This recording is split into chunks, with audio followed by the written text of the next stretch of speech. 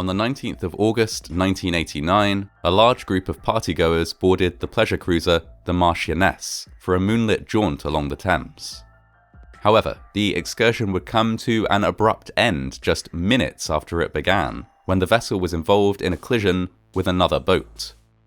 It would turn out to be one of the most serious accidents to take place on the Thames in recent history. The Marchioness was built in 1923 for a London-based businessman who used it to run leisure trips on the Thames. However, the boat would serve as more than just a pleasure cruiser in its lifetime. In 1940, during World War II, it was one of over 800 little ships that sailed across the Channel to aid in the evacuation of stranded Allied soldiers from Dunkirk.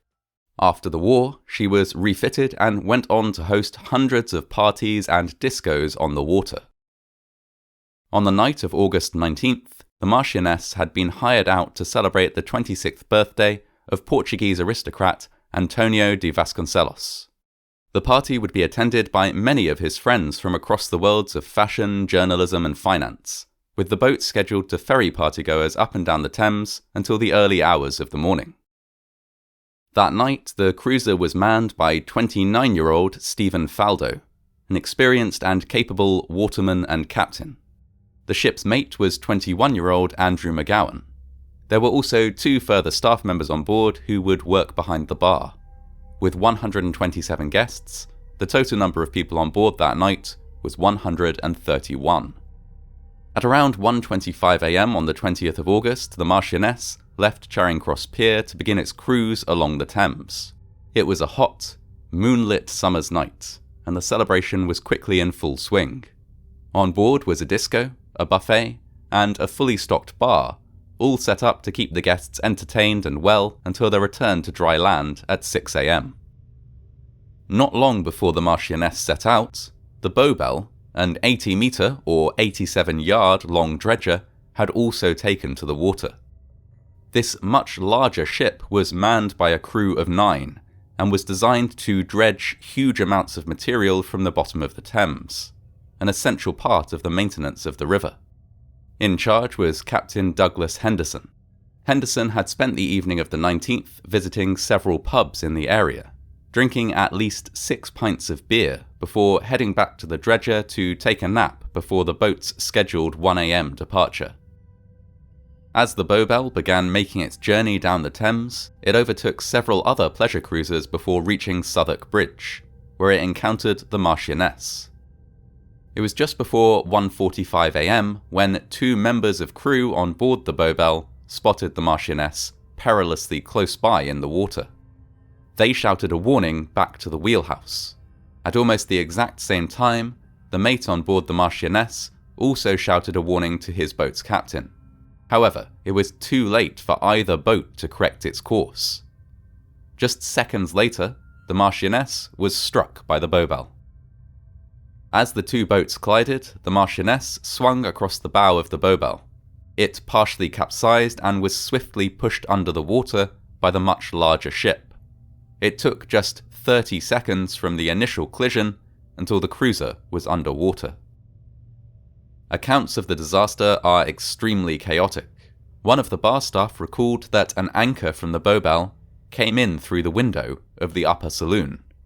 Ian Philpott, a survivor from the Marchioness, said, "Through the window, we could see the water building up as the stern was being pushed.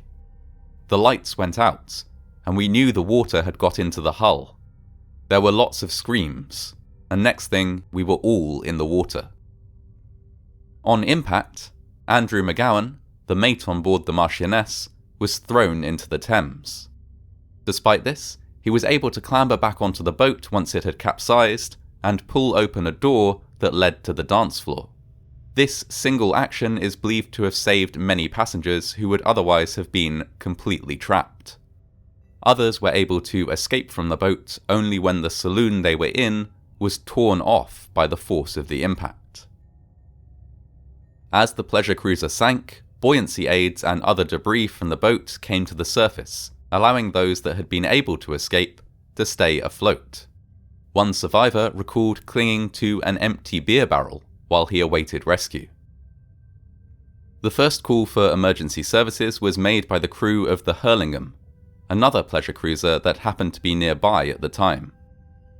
Whilst emergency services made their way to the scene, people on board the Hurlingham and another nearby boat, the Royal Princess, began throwing buoyancy aids into the water and picking up survivors who clung to debris in the choppy waters of the Thames. Meanwhile, the Bowbell, which had not been damaged in the collision, continued to travel along the river. Captain Henderson radioed the Thames Navigation Service saying, "I have to get underway now and proceed out through the bridges. I believe I have struck a pleasure craft. It has sunk. I am getting clear of the bridges now. I was distracted by flashing lights from another pleasure craft. My vessel was proceeding outward bound, just approaching Cannon Street Bridge and, well, I just lost steerage. And I don't know after that. I can't really say anything else." Despite all ships in the area being instructed to assist with the rescue effort, the crew of the Bowbell did no such thing. They carried on along the river, only stopping once they were far removed from the spot where the accident had occurred. While the Bowbell left the scene, multiple police boats converged on it, beginning a coordinated response involving the police, fire, and ambulance services. The strong current of the Thames complicated this rescue effort. Within 15 minutes of the initial collision, survivors and debris were sighted as far as half a mile from the collision site. Ambulances were thus set up at every bridge along a huge span of the Thames, and helicopters were brought in to search the water. Unfortunately, the helicopter searches, which began an hour after the collision and continued until the sun rose, were unsuccessful. No survivors were found in this way. In fact, all 80 survivors were rescued in the first half hour after the collision by the Hurlingham, the Royal Princess, and various police boats. By 9 a.m, divers were called in to support the rescue and recovery process, and by early afternoon, the wreck of the Marchioness had been found. The pleasure cruiser was pulled from the water later that night, and a specialist police team went on to recover 24 bodies from the wreckage. Over the course of the following week, a reduced team undertook extensive searches of the river and bank in order to account for all 131 individuals who had been on board. The 27 remaining victims were all found in various places along the banks of the Thames, and by September 4th, it was confirmed that all victims had been accounted for.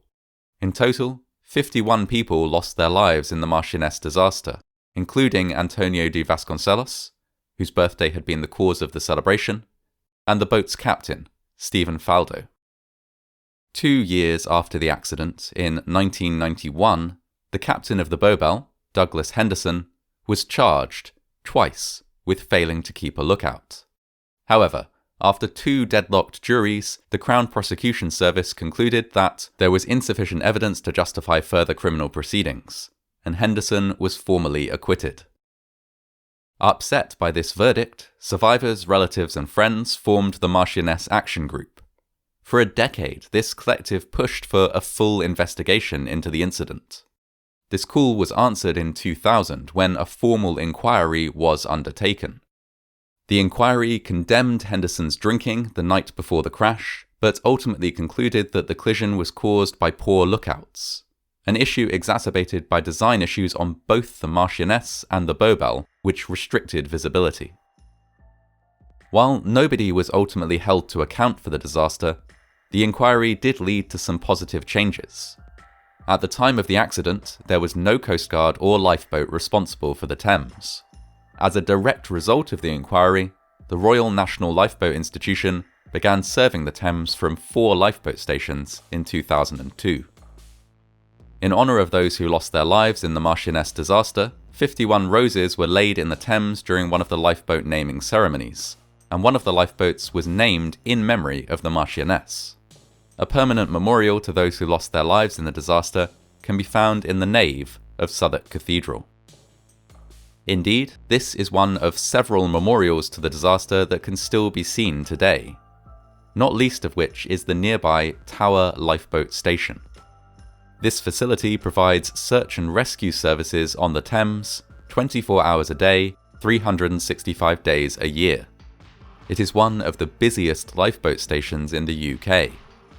Though it came too late for those who lost their lives on board the Marchioness, the presence of lifeboats on the Thames has made a vital difference for countless others in the years since.